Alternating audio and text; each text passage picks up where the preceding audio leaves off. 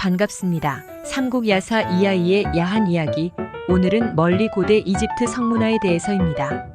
신이 세상을 만들고 땅과 하늘, 그리고 인간을 만들고 하는 신화나 전설들을 보면 그냥 만들었다거나 흙으로 빚었다거나 하는 신화가 많습니다.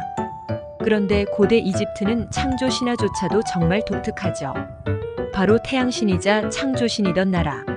그래서인지 이집트의 왕인 파라오들은 한 번씩 나일강으로 가서 온 백성이 지켜보는 가운데 힘차게 자위행위를 해서 나온 정액을 나일강에 뿌려대는 신성한 의식을 치르기도 했죠. 이 의식은 바로 강의 여신 달렉이라는 것으로 당시 이집트인들은 왕이 자위를 해서 강의 여신을 달래주고 그녀를 임신도 시켜야 한다는 생각을 한 것입니다. 그래야 노여움을 푼 강의 여신이 강을 범람시켜준다고 믿었죠. 이렇게 한 이유는 고대 이집트에서는 전적으로 나일강 범람에 많은 의존을 했기 때문인데요. 이집트는 나일강이 범람을 해야만 농사를 지을 수 있었고 그 면적은 이집트 총 면적의 고작 2%밖에 되지 않았기 때문에 나일강이 범람해주지 않으면 이집트인 전체가 굶어 죽을 수도 있었습니다. 마치 비가 오지 않을 때 왕들이 기우제를 지낸 것처럼 나일강에 범람하도록 파라오가 자위를 한 것이죠. 풍요를 위해서 일종의 제사를 지냈던 것인데 그래도 굉장히 낯뜨거운 행위가 아닌가 싶네요. 그렇지만 이만큼 신성한 행위였던 자위는 오직 파라오밖에 할 수 없었습니다. 어쩌다 평민이나 노예가 자위를 하다 걸리기라도 하면 무지막지한 매질을 당했고 심할 땐 맞아 죽는 경우도 있었죠. 사태가 이 정도다 보니 노예같이 하위 계층의 남자들은 성욕을 풀기 위해 별의별 짓을 다 하게 되는데요. 새끼 하마를 잡아다가 성행위를 하기도 했고 어떨 때는 악어의 성욕을 풀기도. 악어는 신성한 동물이다 보니 악어의 성행위를 하는 것이 불법이었고 걸리면 처벌을 받았음에도 그들을 막을 순 없었죠. 나일강 악어는 워낙 성깔이 더럽고 난폭하다 보니 위험할 수도 있었는데요.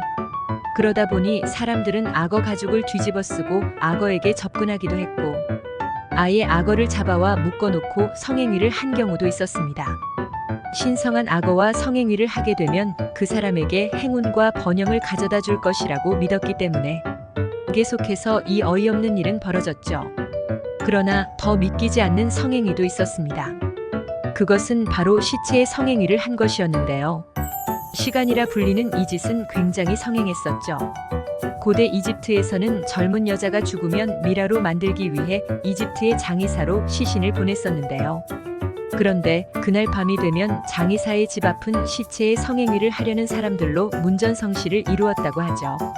게다가 외모가 괜찮은 여자가 죽으면 그녀의 무덤을 파헤쳐서 집단으로 성행위를 했다고 합니다. 오죽하면 자기의 딸이 죽으면 이런 짓을 당하게 하지 않기 위해서 3일에서 일주일 정도 시신을 썩힌 후 장의사에게 보내기도 했다고 하죠. 이렇듯 노예들은 일 잘해서 받은 포상인 결혼 외에는 성욕을 풀 수 있는 방법이 없었고 그러다 보니 동물이나 시신의 성욕을 푸는 것밖에는 다른 방도가 없었다고 합니다. 왜 자위를 못하게 막았는지 이해를 할 수가 없네요. 어쨌든 그러면 과연 고대 이집트에는 매춘부가 없었냐 하면 당연히 있긴 있었습니다. 하지만 요즘 생각하는 매춘부와는 거리가 있었죠. 당시의 매춘은 신을 위해 행해진 신성한 행위로 여겨졌기에 매춘부들은 신의 아내라고 불렸고 모두의 존경을 받는 종교인처럼 취급받았습니다. 그렇다 보니 매춘을 하는 여성들은 사회적 지위가 높았고 요즘처럼 음지에서 행하는 매춘과는 달리 공개적으로 자유롭게 일할 수 있었죠. 또한 높은 사회적 지위를 가진 여성답게 스스로 화려하고 짙은 화장을 하거나 문신을 하는 등 다른 여자들과 구분도 되고 더 돋보이기 위해 노력했습니다. 평민들이나 노예들은 이렇게 했다 쳐도 그러면 고위층 귀족들이나 왕족들은 어떻게 성욕을 해소했을까요? 당시 귀족들의 집에는 예쁜 여자들을 모아 무희로 만들었는데요. 무희들의 역할은 잔치를 벌일 때 잔치의 분위기를 돋구기 위해 현란한 춤도 필요했지만 손님 접대를 위해서 필요하기도 했죠. 고위급 귀족 손님들을 접대하던 무희들은 손님들이 만족스러울 정도로 외모가 아름다웠어야 하는데요. 그래서 눈 화장이나 입술, 매니큐어, 가발 등 화장 기술이 굉장히 발전했습니다. 또한 당시에 피임 도구도 마땅치 않았었고 그렇다고 계속 임신을 할 수도 없는 노릇이었기 때문에 무희들은 아카시아 나무의 수액을 질 속에 발라서 피임을 했다고 하죠. 기원전 5세기경 그리스의 역사학자 헤로도토스의 기록에 의하면 고대 이집트인들은 아침 저녁으로 하루에 2번씩 목욕을 했고 3일에 1번씩은 전신에 난 털을 깎았다고 하는데요. 이는 신 앞에서는 깨끗했어야 했기 때문에 이랬다고 하지만 알고 보면 성관계를 위한 준비를 한 것이라는 의견도 있죠. 바로 이나 사면바리와 같은 성병의 감염을 방비하는 목적이 포함되어 있다는 것입니다. 또한 고대 이집트 남자들은 거시기에 위생을 청결히 하기 위해 포경 수술을 하기도 했죠. 이렇게 자유분방하고 개방적인 성문화가 있던 고대 이집트였지만 의외인 점은 남자들은 결혼 전에 여러 명의 애인을 두는 것이 허용되었지만 결혼을 한 뒤에는 일부일처제였는데요. 만약 남자가 다른 사람의 아내를 강간할 경우 가차없이 거세되었고 남녀가 서로 좋아서 바람을 폈을 경우에는 남자는 곤장 1000대, 여자는 코를 베어지는 형벌을 받았죠. 하지만 당연히 귀족들이나 파라오들은 엄청나게 많은 첩을 거느렸습니다. 아무튼 그만큼 성관계에 진심이던 고대 이집트에서는 이러한 자랑스러운 성문화를 파피루스에 모두 기록해 두었는데요. 바로 튜링 파피루스라 불리는 파피루스 5501의 다양한 체위가 상세히 그려져 있었죠.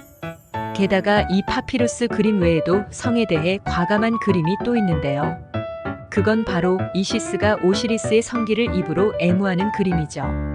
고대 이집트 신화에서는 앞신이던 세트가 오시리스를 죽이고 나서 온몸을 조각 내 나일강에 뿌려버렸습니다. 그러자 아내인 이시스가 남편 오시리스의 조각을 다 모아 부활시키려고 했지만 그의 성기를 악어가 먹어버렸기 때문에 완벽하게 보완할 수가 없었죠.